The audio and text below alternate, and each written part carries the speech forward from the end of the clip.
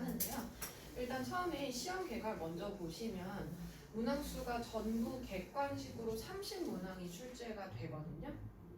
그래서 이 객관식으로 30문항이 출제가 된다는 것이 한편으로는 학생들에게는 되게 수월한 지점이 될 수는 있어요. 근데 이제 문제는 문학하고 독서 과목을 각각 보기 때문에 절대적인 양 자체가 적지는 않거든요.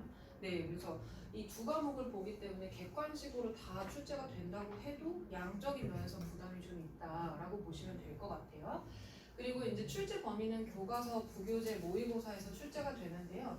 이 모의고사가 고2 학년 것만 나오는 게 아니고 고3 합평도 나옵니다. 네, 그리고 이제 뭐 부교재는 뭐 수능 특강으로 나오는 경우도 있고, 그건 이제 학교 선생님께서 요러한 것들로 진행할 거야 라고 처음에 공지를 해주실 거예요. 그럼 학생들은 그런 거 꼼꼼하게 잘 챙겨봐야 되겠죠. 특히 프린트 같은 거. 남학생들 그냥 막 가방에 산더미처럼 넣어놓거든요. 그렇게 하지 마시고 반드시 파일 준비하세요. 유학생 특히. 네.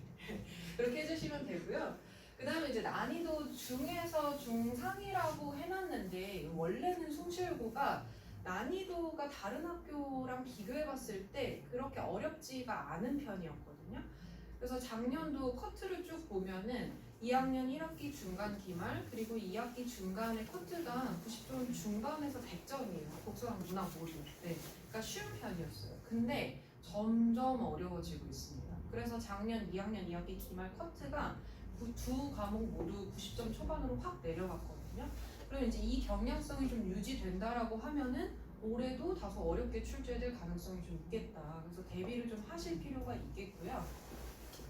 자, 그렇다면 이제 어떻게 구체적으로 출제가 되느냐 했을 때 문학 먼저 볼게요. 일단 문학하고 독서 모두 수능형 문항으로 출제가 되거든요. 네, 그래서 모의고사 연습이 좀 필요하겠습니다. 그래서 문학은 이제 뭐 산문이랑 운문 두 개 다 이제 단일 제시문 나오는 경우도 있고 그다음에 단일 복합으로 나오는 경우도 있어요. 근데 사실 여기 나오는 출제 유형들이 그 학교에만 출제되는 유형은 아니에요. 이거는 모의고사에서 공통적으로 다 출제가 되는 유형이거든요.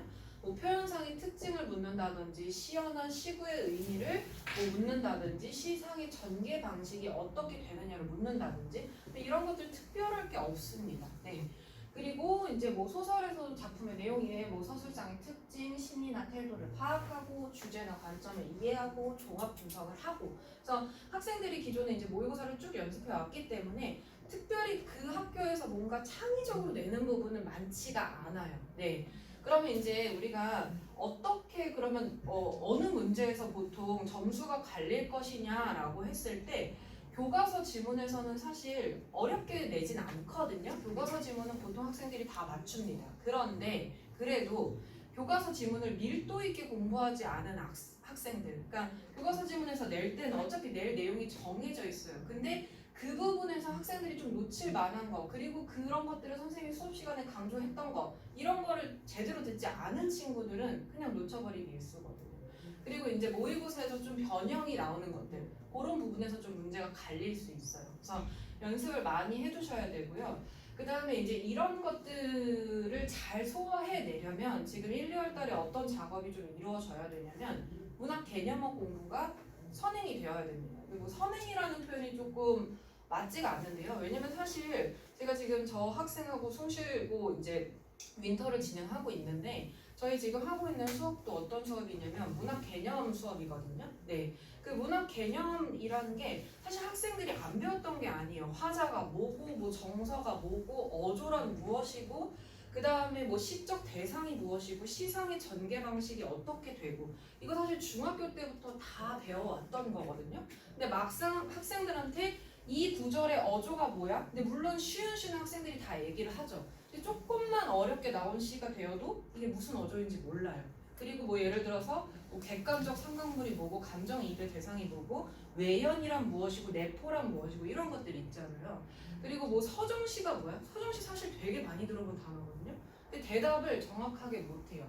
그럼 이제 보통 문학제시문에서 특히 시에서는 이런 것들이 선지로 출제가 되는데 그런 개념화에 대한 이해가 없이는 그냥 계속 겉도는 방식의 공부를 할 뿐이에요. 그래서 방학 때 반드시 이 문학 개념화에 대한 공부를 해주셔야 됩니다. 그래야 2학년 쭉 전반에 문학에 대한 어떤 학습이랄까요? 점수 이런 것들이 학생이 원하는 수준만큼 나올 수 있겠고요. 그리고 이거는 꼭 내신에 국한된 것은 아닙니다. 수능도 마찬가지예요. 네. 그래서 문학은 개념어 수업을 꼭 해주시라. 이거는 저만 강조하는 게 아닙니다. 인간 강사 선생님들 어느 선생님들 걸 봐도 다 이 문학 개념어 수업이 있어요. 네. 그래서 꼭 본인이 이게 부족하다, 우리 아이가 이게 부족하다 싶으면 꼭 그런 부분을 같이 학습을 해주셔야 되겠고요. 그 다음에 이제 독서예요. 그 독서는 이제 출제 유형은 사실 요 범위에서 나와요. 문학이랑 동일하게 새로울 게 없거든요. 근데 이제 독서를 접근하는 방법을 잘 알아두셔야 돼요. 제가 아까 계속 이제 저 학생 얘기하게 되는데 저 학생 수업에서 저희가 지금 하고 있는 부분이 이제 문학에서 지금은 현재는 현대시 이론하고 연습 문제 하고 있고요.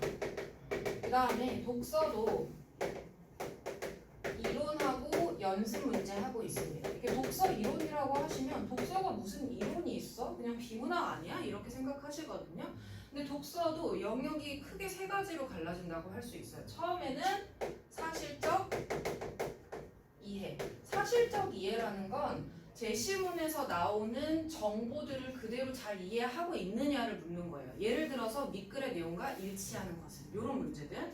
그 다음에 이제 추론적 이해. 추론적 이해라는 건 제시문에서 나와 있지 않은 정보들을 제시문에서 제시해주는 정보로 추론할 수 있느냐를 묻는 거예요.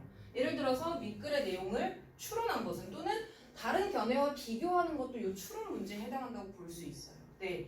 그 다음에 이제 비판, 창의적 이해. 이제 이게 약간 어려운 유형의 3점짜리 문제인데 이제 이게 구체적 사례 적용 문제예요. 네. 그러니까 이런 것들에 대한 접근을 어떻게 할 것이냐, 그걸 바탕으로 제시문 분석이 제재별로 어떻게 들어가느냐를 공부해야 돼요. 근데 이제 이게 조금 꼼꼼하지 않고 약간 성격이 좀 급한 친구들은 문제집 일단 여러 개 사줍니다. 마더텅 사고, 뭐 매산비 사고, EBS 책 사요. 샀어. 그리고 기계적으로 막 풀기 시작해요. 그렇고 한 2달 지나고 다 풀었어. 오케이, 나 연습 다 했어. EBS도 받고 기출도 한 바퀴 돌렸어. 그거는 돌렸다고 할 수가 없어요. 왜냐? 그거는 그냥 문제 풀기만 한 거예요. 문제 풀기. 비문학 독서 연습했다고 할 수 없습니다. 그럼 독서 연습 어떻게 하느냐라고 했을 때 지문 분석을 꼼꼼하게 해 주셔야 돼요. 그러니까 예를 들어서 물론 쉬운 글은 누구나 다 읽을 수 있겠죠. 근데 그게 조금 단위가 어려워진다. 경제 지문, 기술 지문 같은 거, 철학 지문 같은 문제. 그런 거 나온다고 했을 때 분명히 내가 어디서 막히는 지점들이 있거든요. 그런 게 어디서부터 시작되는지, 나는 왜 이 문장을 이해할 수 없는지, 내가 어휘를 이해 못해서인지, 문장 간의 관계를 이해 못해서인지 이런 것들을 검토해 주셔야 돼요.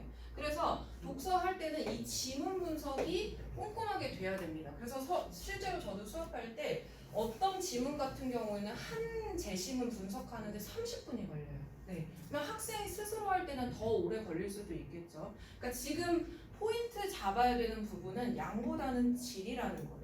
네. 그래서 실제로 이런 부분들이 연습이 잘 되고 나면은 이제 어떤 현상이 발생할 수 있냐면 지금 현재는 만약에 내가 국어가 모의고사 기준으로 3등급 밑에다, 3, 4등급이다 라고 하면은 이제 어떻게 푸냐면 일단은 제시문 읽습니다. 근데 이 제시문 읽는 것도 읽는 속도가 빠른 친구도 있고 느린 친구도 있거든요. 어쨌든 읽고 문제 읽어요. 이 1번 읽고 제시문 또 읽어요. 2번 읽고 제시문 또 읽어요. 그게 무슨 소리냐면은 제시문 분석이 안 됐다는 소리예요. 왜냐면 제시문 분석 정보에 대한 이해가 쫙 되면요, 진짜 이 상위권 친구들은 이 실제로 그렇습니다. 제시문 안 보고 그냥 문제 풀어요. 근데 이게 제가 그냥 하는 말이 아니에요. 여러분 사탐 강사 선생님 이지영 선생님 아시죠? 그분이 실제로 독서할 때도 요 능력이 된다고 하셨거든요.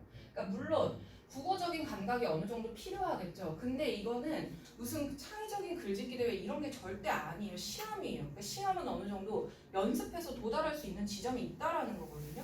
방법적인 측면을 잘 검토하셔야 돼요. 그래서 그냥 뭘 풀었다, 어떤 수업을 들었다가 아니고 어떻게 공부했는지에 대한 점검이 필요해요. 그래서 본인의 이제 우리 학생들의 1학년 전반에 본인의 학습 방식 같은 걸 좀 점검해야 됩니다. 네. 그래서 단순히 나는 문학을 못해. 이거는 너무 포괄 효율적인 접근인 거죠. 나는 문학에서 어떤 부분이 약해, 나는 독서에서 어떤 부분이 약해, 시간은 이 정도 걸리는 것 같고 난이도별로 제재별로 이런 부분이 어려운 것 같아. 이런 것들에 대한 검토가 이루어져야 되는데 네, 물론 이제 학생들 수준에서는 그런 걸 하기가 좀 어렵죠. 네, 그렇기 때문에 이제 학원 다니면서 같이 점검해 나가는 것인데 할 수는 있습니다. 그리고 이제 두 번째, 이제 저희가 어차피 내신이라는 것은 3월달에 이제 들어가게 되면 본격적으로 대비할 것이니까 학원을 다닌다 그러면 학교와 학원의 그 스케줄대로 잘 따라오시면 돼요. 잘 따라오시면 되고 이 방학 이제 거의 설 연휴 빼고 나면은 거의 한 달 정도밖에 남지 않았거든요. 그 한 달 동안 제가 방금 이 강조한 것들을 좀 짚어 보셔야 돼요. 반드시. 네. 그래야지만 2학년 생활이 편할 거고 2학년을 잘 지나쳐 가야 3학년 입문할 때 학생들이 많이 흔들리지 않을 수 있어요.